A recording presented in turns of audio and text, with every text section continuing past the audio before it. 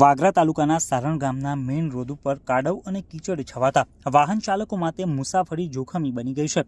બેફામ રીતે પસાર થતા ઓવરલોડ માટી ભરેલા હાઈવા ડમ્પરોના કારણે રોડ ઉપર માટી ધોળાઈ રહી છે, જેમાં પાણી ભરતા માર્ગ સ્લીપરી બની ગયો છે। પરિણામે આજરોજ એક જ દિવસમાં 4 બાઇક ચાલકો સ્લીપ ખાઈને પટકાયા હતા અને તેમને નાની મોટી ઈજાઓ પહોંચી હતી। સ્થાનિકોના જણાવ્યા મુજબ અહીં રોજ અકસ્માત સર્જાય છે, છતાં તંત્ર તરફથી કોઈ જ નક્કર કાર્યવાહી કરવામાં આવતી નથી। કાદવ કીચડને કારણે નોકરિયાત વર્ગના લોકોના યુનિફોર્મ બગડી રહ્યા છે અને જનજીવન અસ્તવ્યસ્ત બની ગયું છે।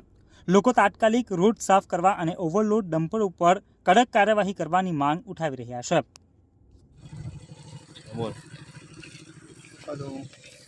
આ માટી પડીને પાણી તો રેરાય છે અને ચીકણું થઈ જાય છે। એક વાર તો પડ્યો, બીજી વાર બે ગાડી અત્યારે જ પડી।